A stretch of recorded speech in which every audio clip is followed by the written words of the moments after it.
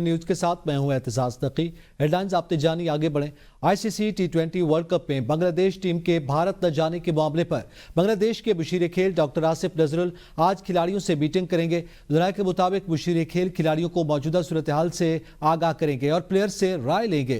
खिलाड़ियों के साथ मीटिंग में हुकूमत वर्ल्ड कप में शिरकत से मुताल्लिक अपनी पोजीशन बताएगी। बहरान के हल के लिए मुमकिन इक़दाम पर भी मुशावरत होगी। जराये के मुताबिक बांग्लादेश के मुमकिन बायकाट की सूरत में पाकिस्तान भी साथ देगा।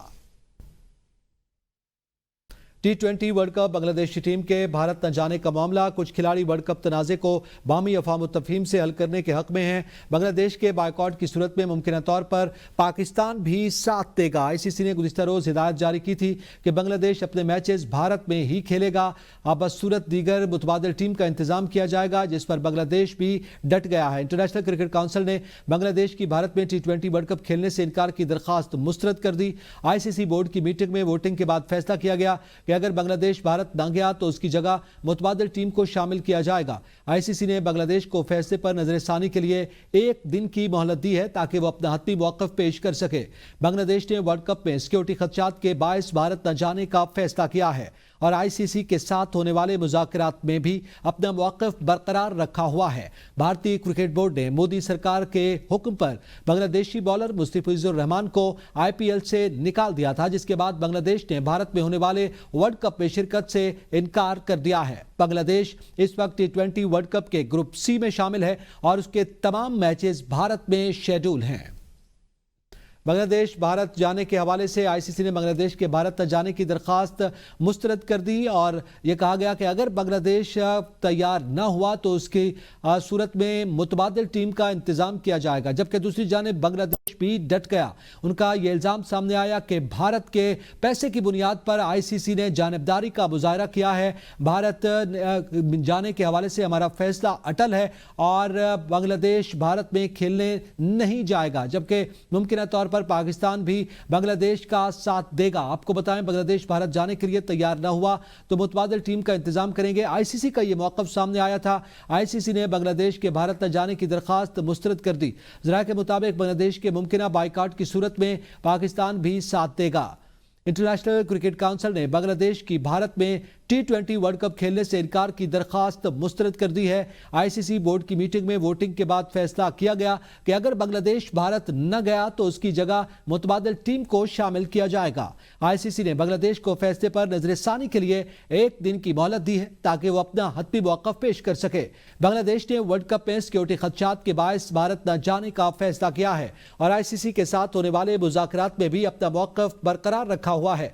भारतीय क्रिकेट बोर्ड ने मोदी सरकार के हुक्म पर बांग्लादेशी बॉलर मुस्तफिजुर रहमान को आईपीएल से निकाल दिया था, जिसके बाद बांग्लादेश ने भारत में होने वाले वर्ल्ड कप में शिरकत से इनकार कर दिया। बांग्लादेश इस वक्त टी20 वर्ल्ड कप के ग्रुप सी में शामिल है और इसके तमाम मैचेस भारत में शेड्यूल हैं, जबकि बांग्लादेश डट गया है और भारत न जाने के फैसले पर मुसर है। उनकी जानिब से कहा गया कि आईसीसी की जानिब से जो दरख्वास्त मुस्तरद की गई है, अगर हम बांग्लादेश के बगैर वर्ल्ड कप करवाया जा सकता है तो करवा लिया जाए, लेकिन बांग्लादेश किसी सूरत भारत जाने पर रजामंद नहीं है। जिसके बाद अब बाकायदा तौर पर यह भी कहा जा रहा है कि मुमकिन तौर पर पाकिस्तान भी बांग्लादेश का साथ देगा। आपको बताते चलें, इससे पहले पाकिस्तान ने भी आईसीसी को खत लिखा और बांग्लादेश के मौक़िफ़ की हिमायत की थी, जबकि पाकिस्तान में उनके मैचेस करवाने की पेशकश भी की गई थी।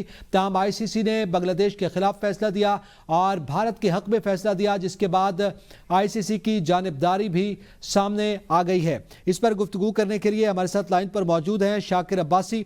जी शाकिर, बताइएगा कि क्या सूरत हाल है इस वक्त? एक जानिब बांग्लादेश है जो डट गया, आईसीसी का फैसला आपके सामने, एक जानिबदारी का मुजाहरा किया जा रहा है, क्या कमेंट करेंगे इस पर आप?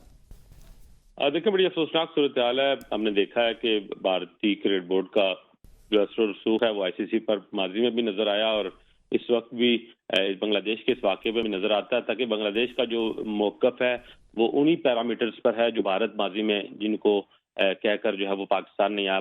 भारत 2023 में एशिया कप के लिए भी पाकिस्तान नहीं आया, फिर चैंपियन ट्रॉफी के लिए भी पाकिस्तान नहीं आया और कंसर्न यही थे कि उनकी सिक्योरिटी खदशात हैं और जो स्टेट है, भारत की गवर्नमेंट है, वो अपनी टीम को पाकिस्तान भेजने के लिए तैयार नहीं है। बिल्कुल उन्हीं उसूलों के ऊपर बांग्लादेश भी खड़ा है और वो भी यही कह रहा है कि आप नहीं हमारे एक प्लेयर को आप सिक्योरिटी नहीं दे सके, मुस्तफिजुर रहमान को आपने आईपीएल से वापस भेजा, तो हम पूरी टीम को कैसे भारत भेज सकते हैं? और जिस तरह के हसीना वाजिद की रिजीम खत्म होने के बाद जो भारत की वहाँ बांग्लादेश में असर और सूख था वो खत्म हुआ, वो प्रॉक्सी खत्म हुई और प्रो पाकिस्तान जो वहाँ के सेंटीमेंट और एलिमेंट हैं वो अब गवर्नमेंट में हैं।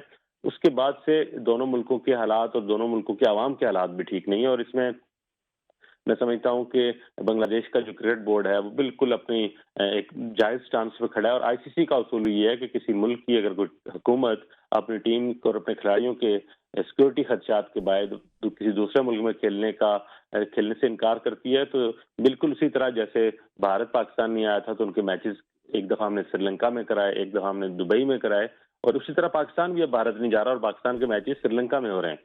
तो क्या बांग्लादेश को यह हक हासिल नहीं है कि वो भी अपने खदशात के पेश नजर उनको भी इन्हीं पैरामीटर्स पर जिन पर पहले भारत को फैसिलिटेट किया आईसीसी ने, अब वो पाकिस्तान को फैसिलिटेट कर रहा है, तो बांग्लादेश को भी फैसिलिटेट करे। और कंसर्न उनके बिल्कुल जायज और वाज़ेह हैं, और मैं समझता हूं कि जिस तरह का उन्होंने स्टैंड लिया है बांग्लादेश ने, अपना तमाम तर जो प्रेशर बीसीसीआई का, आईसीसी का, वो बर्दाश्त करके अपने उसूली मौकफ पर खड़े हैं, ये भी बड़ा जबरदस्त है। और आज लगता यही है कि जो आज मीटिंग हुई है बांग्लादेश के जो स्पोर्ट्स मिनिस्टर है वहाँ डॉक्टर आसिफ नजर, बांग्लादेशी खिलाड़ियों को भी एतमाद मिलेंगे। खिलाड़ियों का ब्रेड एंड बटर भी क्रिकेट ही है, और वर्ल्ड कप जैसे टूर्नामेंट खिलाड़ियों का एक ड्रीम होता है कि उसमें खेलें, तो उनको एतमाद में लेकर मुझे लगता है कि बांग्लादेश जो है वो अपने इस उसूली मौकफ पर कायम रहेगा, और मुझे नहीं लगता कि वो किसी भी तरह इस टूर्नामेंट में शिरकत के लिए जो है वो हामी होगा। अच्छा शाकिर, साथ रहिएगा। के आसिफ क्रिकेट एक्सपर्ट हैं, हमारे साथ मौजूद हैं। के आसिफ साहब, आप क्या समझते हैं कि जाहिर है अब बांग्लादेश तो डट गया है और पाकिस्तान ने भी उसके मौकफ की जो है वो तायद की है,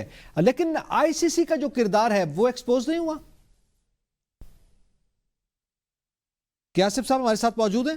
जी जी, मेरी आवाज आ रही है आपको? जी जी, बोलिएगा प्लीज। हाँ जी, देखिए इंटरनेशनल क्रिकेट काउंसिल की जो किरदार है उसके साथ साथ हमें ये देखना होगा कि पूरी दुनिया के सामने जो मोदी सरकार की जो हिंदुत्वा अप्रोच है, जो इनका हिंदुत्वा नजरिया है, उसने न सिर्फ पूरे खित्ते के अमन को तबाह किया है बल्कि क्रिकेट को भी तबाह कर दिया है।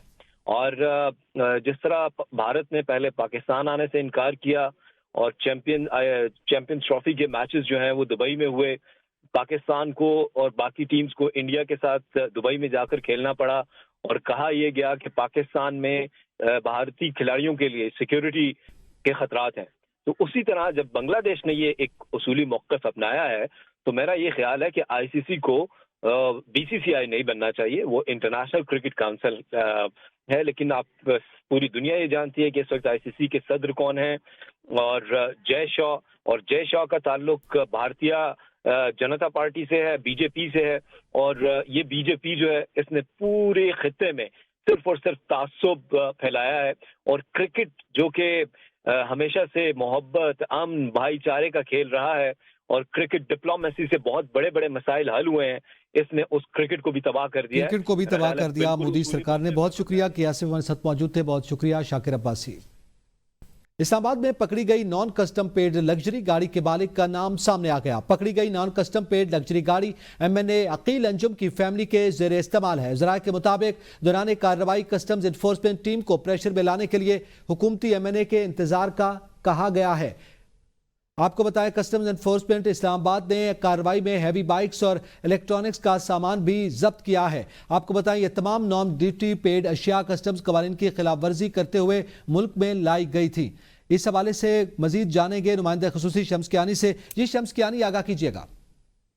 जी, गुज़िश्ता हफ्ते कार्रवाई की गई थी कि इंटेलिजेंस की टीम ने अपनी सोशल मीडिया की मॉनिटरिंग यूनिट के जरिए इंफॉर्मेशन हासिल की और फिर एक छापा मारा गया E11 के इलाके में। हमारे जराये के मुताबिक वहां से एक रोल्स रॉयस गाड़ी, जो कि दुनिया की महंगी तरीन गाड़ी तस्वुर की जाती है, उसके अलावा 19 सुपर बाइक्स, हैवी बाइक्स जिसको कहते हैं आम जुबान में, सुपर बाइक्स बरामद किए गए। लैपटॉप्स और दीगर इलेक्ट्रॉनिक अशिया भी बरामद की गई। दिलचस्प अमर ये है कि ये गाड़ी, रोल्स रॉयस गाड़ी, जो दुनिया की महंगी तरीन गाड़ी है, ये नून लीग के एमएनए जनाब अंजुम अकील खान साहब, उनके साहबजादे के जेर इस्तेमाल थी। और जब कस्टम इंटेलिजेंस यूनिट वहां पर पहुंचा तो क्योंकि अंजुम अकील खान का इलाके में बहुत होल्ड है, उनके अफराद कस्टम्स वालों को अपने डेरे पर ले गए, वहां पर बैठा लिया और बोला कि जी एमएनए साहब आएंगे तो उनकी इजाजत से ही आप गाड़ी वापस लेके जा सकते हैं। जिसके बाद कस्टम इंटेलिजेंस यूनिट ने फौरन एफबीआर में राब्ता किया, दूसरी टीमें वहां पर भेजी गई, जिसके बाद ये लोग बिल आखिर गाड़ी को अपने दफ्तर लेकर आने में कामयाब हुए। जी बहुत शुक्रिया शम्स कियानी, हमें तफसीलात से आगाह कर रहे थे।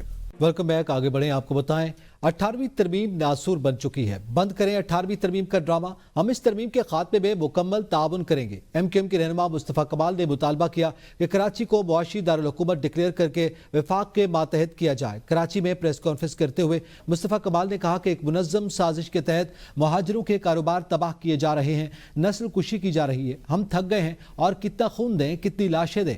कहा कराची गुल प्लाजा के अफसोसनाक साने पर जिम्मेदारी कबूल करने की बजाय पीपल्स पार्टी हम पर इल्जाम तराशी कर रही है। पीपल्स पार्टी को बता दूं कि जुल्फ़िकार तंजीम हमने बनाई थी, PIA का तैयारा हमने हाईजैक किया था, बेनजीर भुट्टो का कत्ल MQM ने किया था। हम सबको गिरफ्तार करो। आप MQM पर जिस दौर के हवाले से इल्जामात लगा रहे हो, उस दौर में आपका सदर MQM के दर पर माथा टेकता था। हर दौर में आप MQM से मदद मांगते हो और जब हम शिकायत करते हैं तो बोरी बदलाशों और बल्दिया फैक्ट्री के इल्जामात हम पर लगाते हो। मुस्तफ़ा कमाल ने कहा कि हम रियासत की तरफ देख रहे हैं। बदकिस्मती से वज़ीर आज़म भी कराची के लिए किसी मंसूबे का ऐलान करते वक्त सोचते हैं कि पीपल्स पार्टी नाराज न हो।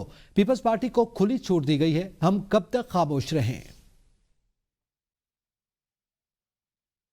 5 साल बाद वादिया क्वेटा में बर्फबारी।